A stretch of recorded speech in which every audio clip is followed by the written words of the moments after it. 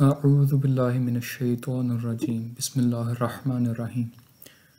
السلام علیکم دوستوں، آج ہم انصاری صاحب کی مکہ کے اوپر 5ویں ویڈیو کا جائزہ لیتے ہیں۔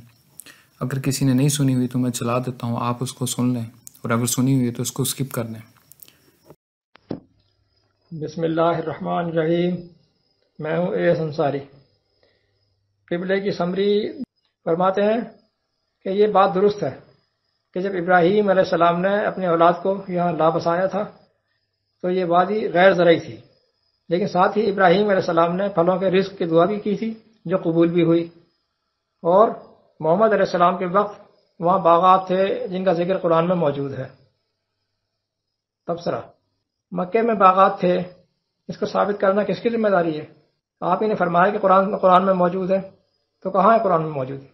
آپ حوالہ دیا ہے نا۔ دوسرے یہ کہ ابراہیم علیہ السلام نے یہ دعا نہیں کی تھی کہ اے اللہ تو اس بنجر زمین کو زرخیز بنا دے، بلکہ ان الفاظ میں دعا کی تھی وَارْزُقْهُم مِّنَ الثَّمَرَاتِ، ان کو پھلوں کے رزق عطا فرما، ان کو پھلوں کے رزق سے نواز دے۔ 14/37۔ اور اللہ نے نوازا، جو پھل دنیا جہاں میں کہیں نہ ملے وہ مکہ میں موجود ہیں، بے موسم کے پھل بھی مل جاتے ہیں۔ یہ بہت بڑی نشانی ہے قدرتی عطا کی۔ اگر زمین سے کچھ اگانے کی دعا ہوتی تو اس میں انبتات کا لفظ ہوتا، جیسے مما تنبت الارض 2/61۔ قوم موسیٰ نے موسیٰ سے کہا تھا کہ اللہ سے دعا کرنے کے لیے کہ جو زمین میں سے ہے اسے وہ ہمیں اگائیے، وہ ہوگا، اللہ سے دعا کی تھی۔ دوسری جگہ خود اللہ نے ان الفاظ میں کہا کہ انبتنا فیہا، ہم نے زمین سے اگائے۔ 50/7۔ آپ نے ابراہیم کی اس دعا سے یہ کیسے نتیجہ نکال لیا؟ ہر جگہ اسی طرح کی غلط اور منمانی تشریحات نکال کر آپ نے یہ بیانیہ پیش کیا ہے۔ مکہ شہر شروع سے ہی غیر زرعی تھا اور ہے، پیٹرا شروع سے ہی زرخیز تھا اور ہے۔ اب آئیے ایک دوسرے پہلو کی طرف۔ قرآن نے بیت اللہ اور مقام ابراہیم کے لیے کچھ نشانیوں کی بات کی ہے۔ کہتا ہے فیہ آیات بینات مقام ابراہیم ومن دخلہ کان آمنا۔ 3/97۔ اس میں کھلی نشانیاں ہیں، ایویڈنسز ہیں، سائنز ہیں۔ یہ کون سی نشانیاں ہیں جن کی بات کر رہا ہے کہ یہ بیت اللہ میں یا مکہ میں کھلی نشانیاں ہیں، مقام ابراہیم ہے؟ یہ کون سی نشانیاں ہیں؟ دیکھیں، لق صحرا میں یہ بنایا گیا اور پھر اللہ نے اسے آباد کر دیا۔ کس طرح آباد کر دیا؟ نمبر 2، رزق رسانی کے بہتر سے بہتر انتظامات فرمائے، باوجود اس کے کہ وہ زمین جو ہے بنجر ہے۔ 2.5 برس تک دور جاہلیت تمام عرب فتنہ فساد میں مبتلا رہا۔ صرف بیت اللہ تھا، اس کے اطراف کا کچھ خطہ تھا جس میں امن قائم رہا۔ من دخلہ کان آمنا۔ محمد کی کچھ عرصہ پیشتر، یعنی کچھ ہی دن پہلے جو ہے وہ یعنی ابرہہ الاشرم، یمن کا جو تھا گورنر، ابرہہ الاشرم نے آ کر یہاں ہاتھی سے حملہ کیا، اور اس کا کیا حال ہوا سورہ فیل کے اندر موجود ہے۔ جبکہ آپ کہتے ہیں کہ پیٹرا میں بہت بڑا زلزلہ آیا تھا تو وہ بیت اللہ تباہ ہو گیا، تو وہ خود ہی جب معمون نہ رہا، قرآن نے تو کہا کہ جو یہاں آیا وہ امن میں رہا، تو آپ کہتے ہیں وہ بہت بڑا زلزلہ آیا تھا تو بیت اللہ تباہ ہو گیا، تو وہ خود ہی معمون نہ رہا، دوسروں کو کیا امن فراہم کرتا؟ جو خود ہی معمون نہ رہا تو دوسروں کو کیا امن فراہم کرتا؟ جبکہ اصل بیت اللہ پر کوئی زوال نہ آیا کبھی۔ پھر اگر آپ کے بتائے ہوئے بیت اللہ کو اللہ نے امن فراہم کرنے کی نشانی اور آیت قرار دیا تھا تو وہ آیت تو معلوم ہو گئی، یہ کیسے ہو گیا؟ جبکہ وہ بیت اللہ تو موجود ہے، یہاں بھی آج بھی موجود ہے۔ اللہ کی آیات لوگوں کو امن فراہم کرنے والی خود تباہ ہو گئی، کیسے؟ چلیں ہم یہاں تک آئے ہیں، پھر اسی دلیل یعنی 3 ابھی جو ہے باقی ہے، دلیل نمبر 3 باقی ہے، اس کو آئندہ لیں گے۔ والسلام۔ سب سے پہلے تو انصاری صاحب نے کہا کہ مکہ کے باغات جو قرآن میں ہے اس کا حوالہ دیں، وہ کہاں پہ لکھا ہوا ہے؟ میں پچھلی ویڈیو میں بھی اس کو بتایا ہوں، اور میں دوبارہ اس آیت کا حوالہ دے دیتا ہوں کہ جس میں ذکر ہے کہ مکہ کے مشرکین وہاں پہ کھیتیاں بھی کرتے تھے، ان کے مویشی بھی تھے۔ اس کے علاوہ بھی کچھ لوگوں نے دوسری آیات کو بھی دلائل بنایا ہے، جیسے بوہیو صاحب نے سورہ 3 کو بنایا، لیکن اس کے علاوہ اگر مجھے کوئی اچھی دلیل، مضبوط دلیل ملے گی تو میں ضرور اس کو شامل کروں گا، لیکن میرے نزدیک تو یہ مضبوط دلیل ہے جس میں مکہ کے مشرکین کا بتایا گیا ہے کہ وہ مویشی بھی تھے اور کھیتیاں بھی تھیں۔ پھر اس کے بعد انصاری صاحب نے کہا کہ ابراہیم علیہ السلام کی دعا میں تو یہ لفظ ہی نہیں ہے کہ اس بنجر زمین کو زرخیز کر دے، ٹھیک ہے، لیکن کیا ابراہیم علیہ السلام نے اس زمین کو کہیں پہ بھی بنجر کہا ہے؟ غیر ذی زرعین کو بنجر نہیں کہتے، وہ میں اپنی پچھلی ویڈیوز میں بتایا ہوں کہ اس کا مطلب بنجر نہیں ہوتا۔ اس دعا کے الفاظ میں ایسی کوئی پابندی ہے ہی نہیں کہ مجھے یہاں سے اگا کر نہ دو اور مجھے دوسرے لوگوں کے دیے ہوئے نذرانوں پر میرا انحصار کر دو، ایسا تو اس دعا میں نہیں کہا گیا۔ اس دعا کے الفاظ میں وسعت ہے، مقامی پھل بھی اس میں آ سکتے ہیں، دوسرے غیر مقامی بھی آ سکتے، دونوں ہی آ سکتے ہیں اس میں، اور بنجر اس زمین کو کہا ہی نہیں گیا کہیں پر بھی۔ پھر آپ نے کہا کہ وہ بہت بڑی نشانیاں ہیں وہاں سعودی مکہ میں بے موسمی پھلوں کا ملنا، وہ کیا آسمان سے پھل اتر کے آتے ہیں؟ دوسرے ملکوں سے ہی آتے ہیں نا، اور کوئی بھی اچھی اکانومی والا جو ملک ہے یا اوسط درجے کا ملک بھی ہے وہ سارے پھل امپورٹ کر لیتا ہے دوسرے ملکوں سے۔ پاکستان میں بھی دنیا کے تقریباً سارے پھل مل جاتے ہیں، یہ تو کوئی نشانی نہیں ہے بے موسمی۔ اور یہ بے موسمی چیز جو ہے نا، یہ تو سائنس نے اب جا کے یہ شروع کی ہے۔ گرمیوں کے پھل سردیوں میں آ رہے ہوتے ہیں، سردیوں کے گرمی، یہ اب جا کے سائنس نے اس طرح کے وہ طریقے اور ٹیکنیک بنائی ہیں کہ اس طرح وہ سبزیاں اور پھل اگ جاتے ہیں بے موسمی کہیں پہ بھی۔ اب تو بند کمروں میں وہ مصنوعی روشنی کے ساتھ مصنوعی طریقے سے وہ ہر چیز اگائی جا رہے ہیں۔ بہرحال وہ صحیح ہے، یہ غلط ہے، وہ ایک الگ بحث ہے۔ اس کے بعد انصاری صاحب کا پوائنٹ نمبر 2 جو ہے وہ یہ ہے کہ جو یہ جو آیت میں کہا گیا ہے کہ اس میں آیات بینات ہے، روشن دلیلیں، نشانیاں ہیں، وہ کیا ہیں؟ اللہ نے تو 2 ہی نشانیوں کا ذکر کیا ہے کہ ایک مقام ابراہیم اور اس کا امن والا ہونا، یہی 2 کا ذکر کیا ہے۔ مجھے تو قرآن میں اور کوئی چیز نظر نہیں آ رہی۔ یہ جو باقی چیزیں یہ تو آپ بنا رہے ہیں نا۔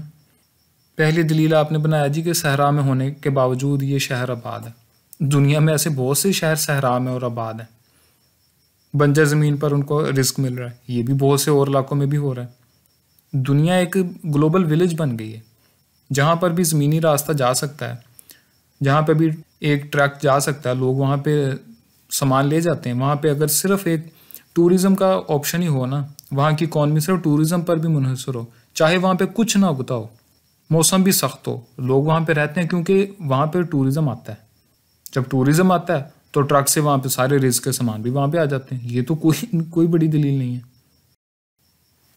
تیسرے نمبر پہ آپ نے جو کہا کہ وہ ہمیشہ فتنہ فساد سے بچا رہا ہے، پہلے تاریخی بات کر لیتے ہیں کہ خود محمد صلی اللہ علیہ وسلم کے دور میں وہاں اسلام قبول کرنے والوں کے ساتھ جو ظلم ہوا اس کو آپ کیا کہیں گے؟ یہاں تک کہ ان کو اپنی جان بچانے کے لیے اس امن والے مکہ سے فرار لینا پڑا، اپنی جائیدادیں اور زمینیں چھوڑ کے، وہاں پہ اپنا گھر بار سب کچھ چھوڑ کے۔ کیا کہیں گے آپ اس کو؟ وہ ان کے لیے امن والا تھا وہ۔ لہٰذا یہاں سے ثابت ہوتا ہے کہ اللہ نے اس کو جس انداز میں امن والا بولا ہے وہ ایک اور پہلو سے بولا ہے، اور یہ بھی ثابت ہوا کہ ہر وقت وہ ویسا ہی رہے گا، ایسا قرآن میں کہیں نہیں اللہ نے کہا۔ یہ آپ نے خود نتیجہ نکالا ہوا ہے، اللہ نے نہیں کہا۔ پھر تیسرے پوائنٹ نمبر 3 میں آپ نے وہ یمن کے گورنر کا ذکر کیا ہے، وہ جو ابرہہ کا واقعہ ہے، وہ آپ نے تاریخی واقعہ کوٹ کیا ہے۔ خود اب آپ تاریخ کوٹ کر رہے ہیں، ہمیں کہتے ہیں کہ جی اس تاریخ کو گھر لے جا کر بجائیں، ہمیں تو بالکل یہ تاریخ نہ سنائیں۔ میرے محترم انصاری صاحب، اس سورہ فیل میں کہیں پر یہ نہیں کہا گیا کہ اللہ نے مکہ کو بچانے کے لیے آپ کی مدد کی تھی۔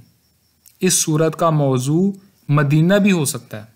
سورہ فیل میں ایسی کوئی قید نہیں لگی ہوئی، کوئی الفاظ ایسے نہیں ہے جو بتا رہے ہو کہ یہ مکہ کی بات ہو رہی ہے اور یہ اس دور کی بات ہو رہی ہے کہ جب محمد صلی اللہ علیہ وسلم پیدا بھی نہیں ہوئے تھے۔ کوئی مخصوص نہیں کیا گیا اس کو، پوری تاریخ یہ آپ نے روایات سے نکالی ہے۔ قرآن اس طرح کی کوئی بات نہیں کر رہا۔ صرف اتنا ایک لفظ بھی ہوتا نا وہاں پہ کہ ہم نے مکہ کے اللہ کے گھر کو بچانے کے لیے ہم نے وہ سب کیا تھا، تب بھی ثابت ہوتی تھی چیز، لیکن اللہ نے تو ذکر ہی نہیں کیا نا کہ میں نے اپنے گھر کو بچانے کے لیے وہ طیرن ابابیل والی بات، وہ چیز تو وہاں پہ نہیں ہے۔ ان کا بھی کیا مطلب نکلتا ہے وہ ایک الگ بحث ہے۔ طیرن ابابیل کا کوئی لوگ کچھ مطلب نکالتے ہیں، کوئی لوگ کچھ مطلب نکالتے ہیں، اس بحث میں ہم جاتے ہی نہیں۔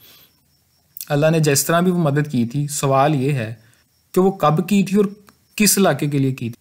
اللہ تعالیٰ نے تو یہ فرمایا کہ میں نے ان کا دیکھا، ان کا منصوبہ کس طرح ناکام بنایا۔ مجھے تو اس سے اسی طرف اشارہ مل رہا ہے جو میں نے کہا ہے، جو دوسرا آپشن مدینہ والا، مجھے تو وہیں پہ اشارہ مل رہا ہے۔ ان کا منصوبہ یہی تھا کہ اس ریاست کو، مدینہ کی ریاست کو ختم کیا جائے۔ اس کے بعد آپ نے ایک بہت ٹھیک بات بولی ہے انصاری صاحب کہ جو خود امن نہ دے سکے وہ جائے امن کیسے ہو سکتا ہے، وہ اللہ کی آیت کے اوپر کیسے پورا اتر سکتا ہے کہ وہ تو جائے امن ہے۔ میں بالکل اس سے اتفاق کرتا ہوں، اور میرے محترم آپ نے خود اپنے سعودی مکہ کے خلاف دلیل دی ہے یہ۔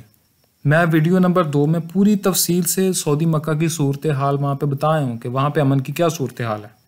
آپ نے صرف ایک زلزلے کی بنیاد پر پیٹرا کو رد کیا ہے نا، سعودی مکہ میں تو ماشاءاللہ سے سیلاب بھی آئے ہیں، بم دھماکے بھی ہوئے ہیں، دہشت گردی کے واقعات، بھگدڑ سے اموات، مس مینجمنٹ سے اموات، آگ لگنے سے اموات، گھٹن اور گرمی سے اموات، اور پتہ نہیں کس کس طرح کے حادثات سے وہاں پہ اموات ہو چکی ہیں۔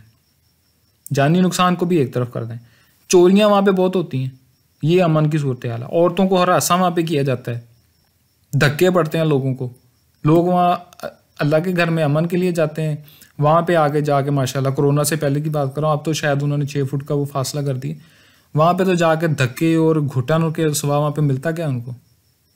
صرف وکیپیڈیا پر لکھ لیں نا کہ انسیڈنٹس کتنے ہوئے وہاں پہ، 1990 سے اب تک کے دیکھ لیں، صرف 2015 میں وہاں پہ 2200 بندہ مر گیا تھا، صرف 1 سال کے حج کی میں بات کر رہا ہوں۔ اب آپ کا سوال میں آپ ہی سے پوچھتا ہوں، آپ جواب دیں یہ کیسے ہو گیا؟ آپ ہم سے پوچھ رہے ہیں یہ کیسے ہو گیا پیٹرا میں زلزلہ آ گیا؟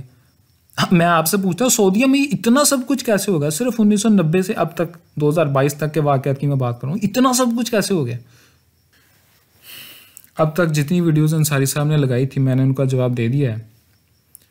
اگر سعودی مکہ کے حق میں کسی اور کے پاس کوئی دلیل ہے تو وہ لے آئے، میں اس کا بھی جواب دے دوں گا۔ مجھے پتہ ہے یہ لوگ آب زمزم اور اس طرح کی بیتو کی دلیلیں اور بھی لا سکتے ہیں، لے آئے، میرے پاس اس کا جواب بھی ہے۔ میں اس وقت اس بات پر شورٹی ہے مجھے کہ سعودی مکہ قرآنی نشانیوں پر پورا نہیں اتر رہا، اتنی تو شورٹی ہے مجھے، اور اس بات کی بھی کہ یہ جو حج ہو رہا ہے یہ ہمیں اللہ نے کرنے کا نہیں کہا قرآن میں۔ میں قرآن سے پوری کی پوری بات واضح ہو جانے تک اس موضوع سے متعلق اپنا کوئی بھی موقف نہیں دوں گا، میں انتظار کروں گا۔ اس میں سالوں بھی لگ سکتے ہیں اور ہو سکتا ہے 1 آدھے مہینے میں یہ چیز کلیئر ہو جائے مجھے۔ اور یہ بھی ممکن ہے کہ تاریخی مکہ اس وقت کوئی حیثیت نہ رکھے، قرآن کی جو نئی روشنی مجھے ملے، نئی ہدایت مجھے وہاں سے ملے، ہو سکتا ہے اس کی روشنی میں یہ چیز نکل کر آئے کہ نیا مسجد الحرام بنایا جائے گا جس میں وہ ساری نشانیاں ہوں جو قرآن کہہ رہا ہے، وہ نشانیاں جدھر ہوں گی اس کو بنایا جائے، اس طرح کی بات بھی ہو سکتی ہے کوئی، اور یہ بھی ہو سکتا ہے وہ پاکستان میں پوری ہو رہی ہوں، بالکل اس کے امکان موجود ہیں۔ غور و فکر کرنے والوں اور صراط مستقیم کی پیروی کرنے والے دوستوں کو میرا سلام۔